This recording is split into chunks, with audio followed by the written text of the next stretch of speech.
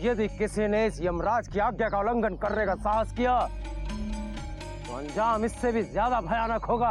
अब तो युवराज इंद्रजीत की सौगात पाइए, पाइए राजकुमारी जी। हम यहाँ के गुप्तचरों से पता करवाते हैं कि राजकुमारी और वह यार इस वक्त कहाँ हो सकते हैं।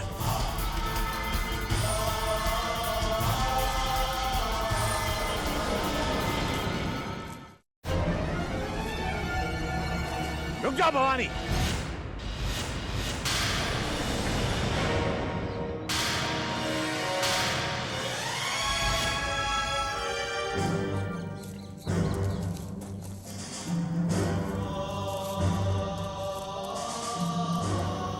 अब तुम चारों तरफ से सैनिकों से घिर चुके हो भवानी।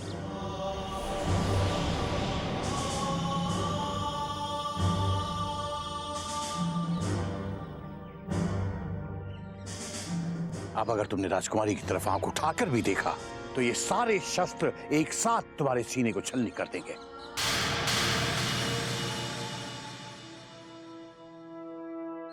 तुमने कभी ख्वाब में भी नहीं सोचा होगा कि तुम्हें एक दिन ये दिन भी देखना पड़ेगा। अब तुम्हें उसी कारागृह में बंदी बनाया जाएगा जिसमें तुमने अनगिनत निर्दोष लोगों को बंदी बना रखा है। आइए राजकुमारी।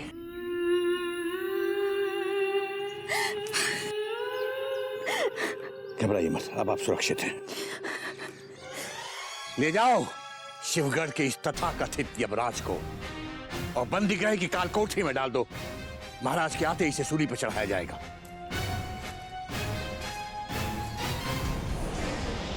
भाग्य बहुत प्रबल है आपका पंडित जी, जो हमारी तलवार आपका रक्त बहाने से चूक गई। यदि महाराज शिवदत्त के पश्चात हमारे मन में आपके लिए सम्मान ना होता तो आपकी चिता को अग्नि भी हमें ही देनी पड़ती, जो अब हम महाराज शिवदत्त के लौट आने के पश्चात देंगे। चलो।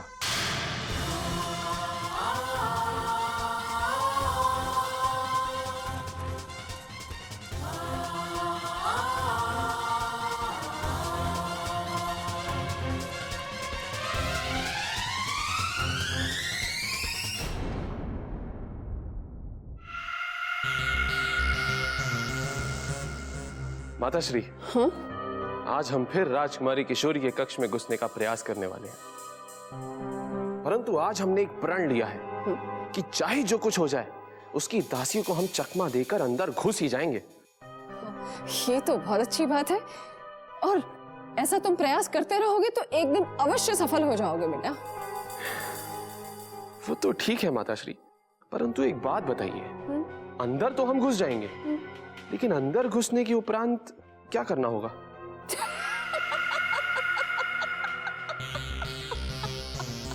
अरे हम इतनी बड़ी दुविधा में पड़े हैं और आप हंस रही हैं।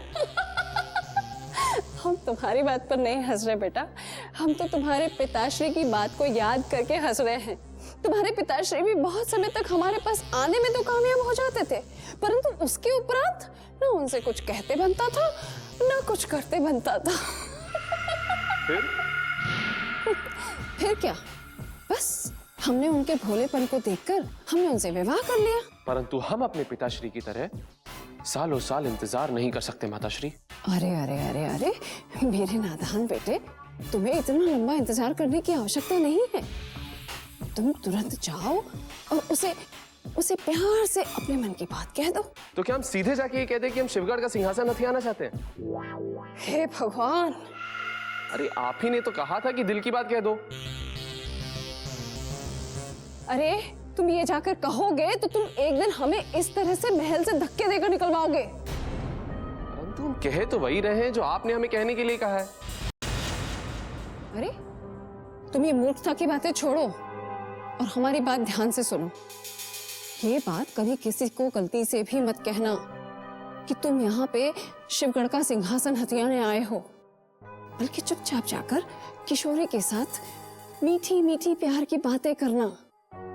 हमें कोई प्यार व्यार नहीं करना आता माताश्री।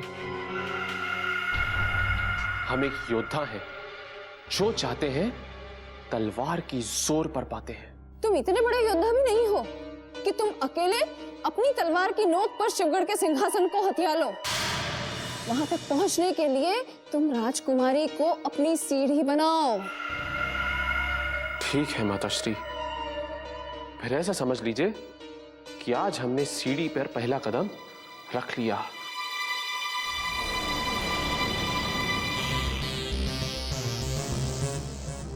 हे भगवान, मेरे सुपुत्र को उसका प्यार दे दे।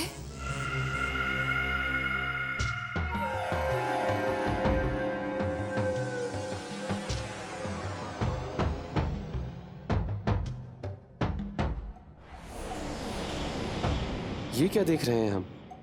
कौन है वो सुंदरी जो महल में इस तरह मटकते हुए किसी नागिन की तरह चली आ रही है? तो आज शकुंतला देवी का सुपुत्र आंखों के सामने आ ही गया। सुना है ये राजकुमारी किशोरी से विवाह करने आया है यहाँ। अब देखते हैं इसमें शिवगढ़ का राजा बनने के कितने गुण हैं।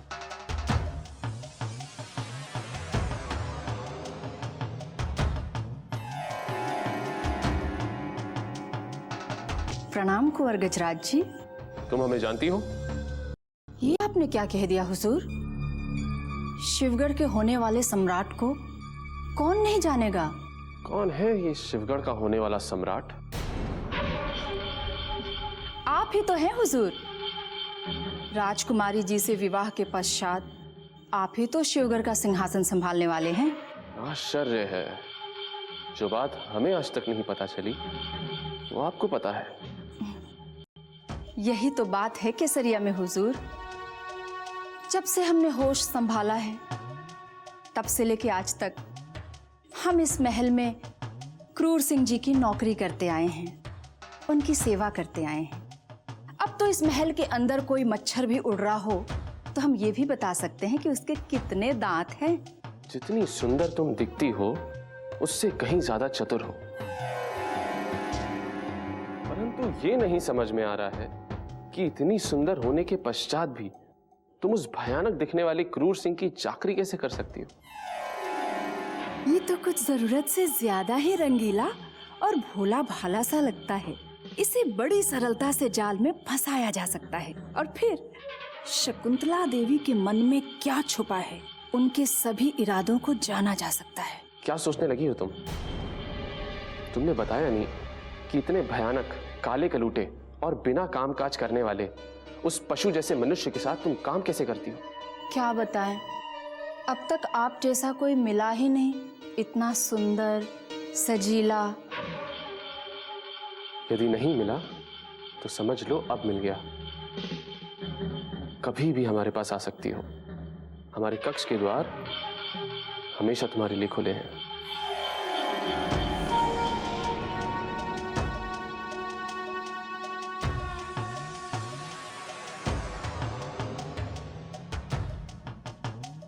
इसका विवाह राजकुमारी से हो या ना हो, परंतु ये अपनी माता श्री की लुटिया अवश्य डुबोएगा।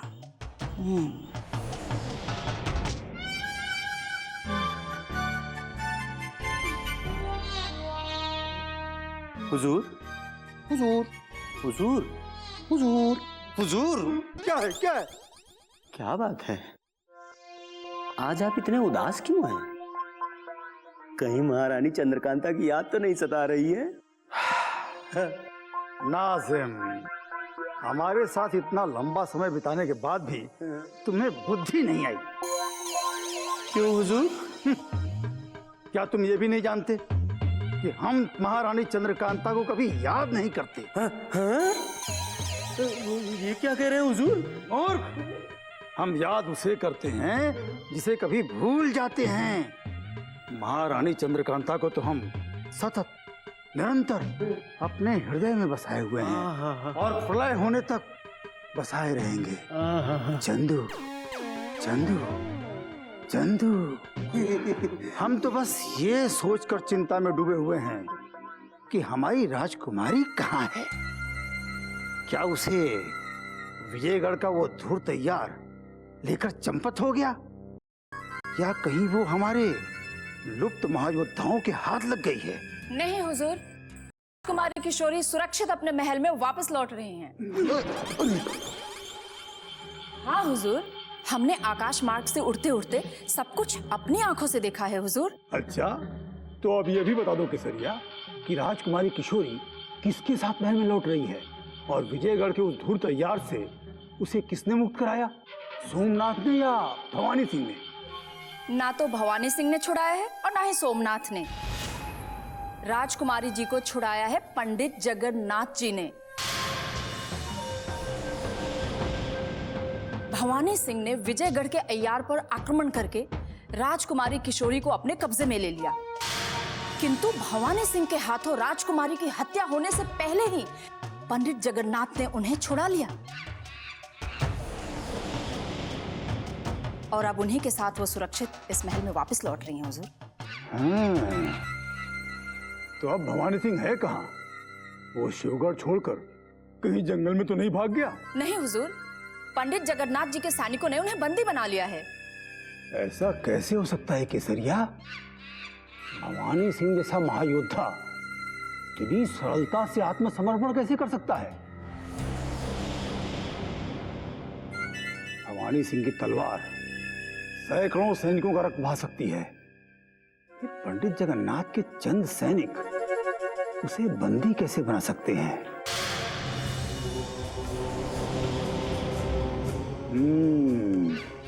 अवश्य ही इसके पीछे भवानी सिंह की कोई गहरी चाल है। भवानी सिंह के इरादों को तो कोई नहीं समझ सकता हुजूर, सिवाय भवानी सिंह।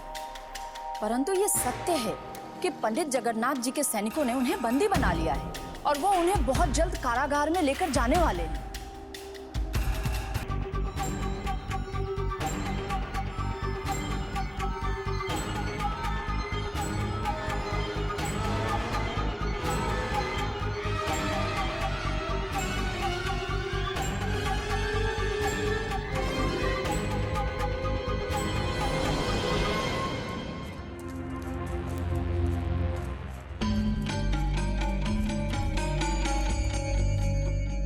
तत्काल द्वार खोल दिया जाए।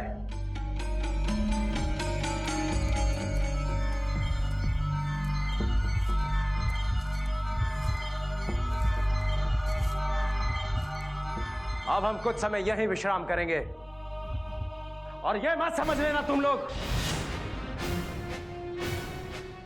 कि पंडित जगन्नाथ ने तुम्हारी शक्ति दिखाकर हमें आत्मसमर्पण करने के लिए विवश किया है। राजकुमारी किशोरी की मृत्यु हमारे ही हाथों होगी, किंतु महाराज शिवदत्त की उपस्थिति में जाकर कह देना अपने उस पंडित जगन्नाथ से, जैसे ही महाराज शिवदत्त के कदम शिवगढ़ के महल की ओर बढ़ेंगे, यमराज के कदम राजकुमारी किशोरी की ओर बढ़ना आरंभ कर देंगे। हुजूर, मुबारक हो, भवानी सिंह अपनी असली जगह पहुंच ही गया। अब तो आप भी अपनी असली जगह पहुंच ही जाएंगे। क्या मतलब? हम कहाँ पहुंचने वाले हैं? हुजूर, आपको नहीं मालूम? शिवगढ़ के तख्तो ताज पे हुजूर, शिवगढ़ के तख्तो ताज पे। और कहा? अच्छा, परंतु वो कैसे अहमद? वो ऐसे हुजूर कि भवानी सिंह जिंदा महल में वापस लौटने से रहा, बचा सोमनाथ और चंगेज खान, उसके भी बुरे दिन लौटने ही वाले हैं। उसके महल से रुखसत होते ही सिर्फ इकलौते आप ही तो बचे हुजूर। हाँ, वो तो है, परंतु पंडित जगन्नाथ का क्या करेंगे? उसे महल से विदा कैसे करेंगे? हुजूर, उन्हें अब विदा करने की क्या जरूरत है? आप देख नहीं रहे, उनके पाँव तो पहले से ही कब्र में लटके हुए हैं। हाँ हुजूर, और अब तो वो बिना बताए ही इस दुनिया से रुखसत होने वाले हैं। अब आप आगे की सोचिए, महाराज बनने की सोचिए हुजूर।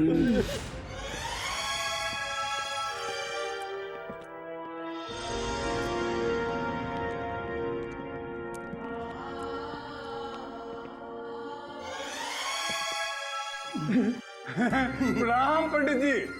प्रणाम राजकुमारी जी। ये तो बहुत अच्छा हुआ राजकुमारी जी कि समय पर पंडित जी आ गए और विजयगढ़ के अय्यार के हाथों से आपको छुड़ाकर यहाँ ले आए। सत्य कहता हूँ, यदि समय रहते हमें इस घटना का पता चल जाता तो हम पंडित जी को कष्ट नहीं देते और स्वयं इस कर्तव्य को निभाते। क्यों नाजिम? अरे और नहीं तो क्या, फर्ज के खातिर तो हमारे हुजूर अपना सर भी कटा देते। है ना अहमद? हुजूर तो क्या, फर्ज के खातिर तो हम दोनों भी अपना सर कटवा देते, मगर अफसोस पंडित जी ने हमसे ये मौका ही छीन लिया। हाँ, परंतु विजयगढ़ का वो अय्यार कहीं दिखाई नहीं दे रहा है। अवश्य ही वो दुष्ट यहाँ से भागकर कहीं चला गया होगा। परंतु आप चिंता मत कीजिए राजकुमारी जी, हम उसे कहीं से भी घसीट कर लाएंगे और शिवगढ़ के मुख्य चौराहे पर उसे फांसी पर चढ़ा देंगे। विजयगढ़ का वो संदेशवाहक हमें भगाकर नहीं ले गया था, बल्कि हम स्वयं अपनी इच्छा से उसके साथ गए थे। परंतु हमारे इन दोनों मूर्ख अय्यारों ने तो हमें यह सूचित किया था कि वो आपको भगा कर ले गया था। हम कुछ नहीं सुनना चाहते, हट जाओ हमारे मार्ग से। और आज के पश्चात उस संदेशवाहक के विषय में बुरा मत सोचना, वरना हमारे विजयगढ़ ना जा पाने का सारा क्रोध तुम पर उतरेगा। पंडित जी, मैं राजकुमारी जी को उनके कक्ष छोड़कर आता हूँ।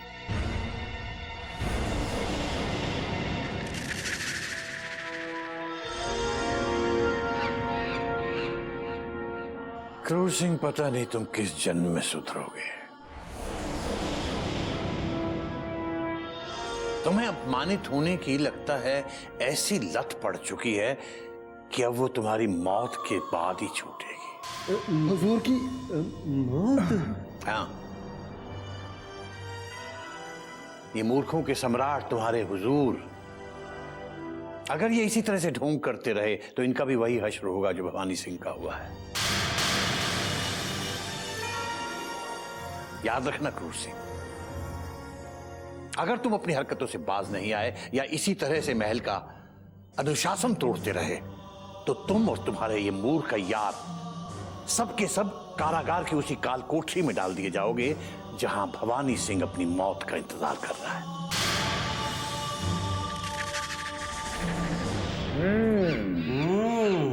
दुष्ट भवानी सिंह, मार्ग में बाधा नहीं डालते तो आपकी यात्रा अवश्य सफल हो जाती राजकुमारी जी, और युवराज इंद्रजीत सिंह से आपका मिलन अवश्य हो जाता।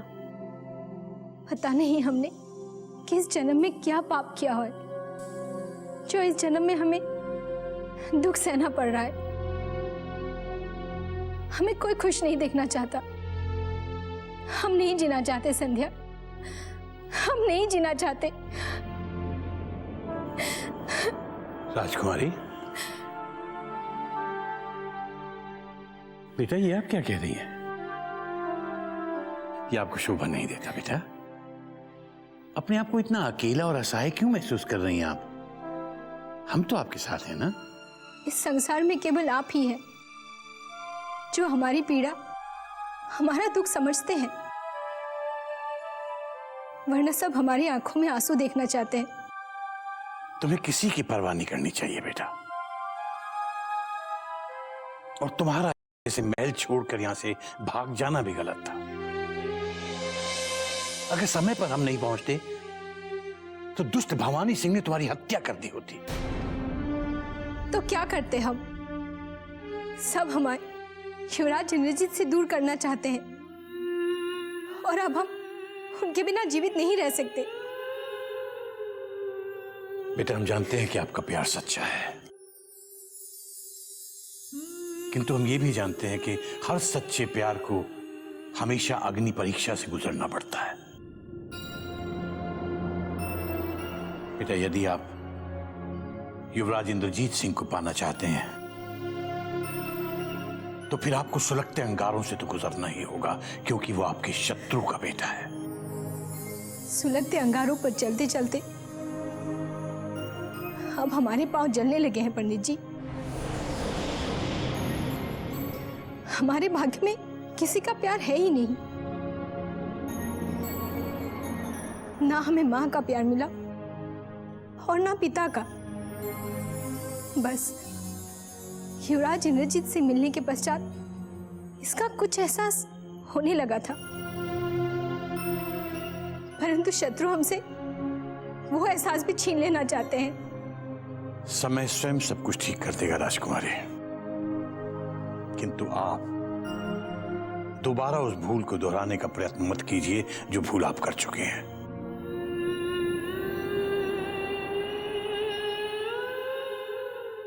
राजकुमारी, यदि आपने धैर्य नहीं खोया तो मुझे पूरा विश्वास है युवराज इंद्रजीत सिंह के साथ एक दिन आपका मिलन अवश्य होगा। बेटा अब आप आराम कीजिए। हम जरा देखते हैं कि हमारे महल में छुपे हमारे दूसरे शत्रु अब और कौन सा नया षड्यंत्र रचने में लगे हैं।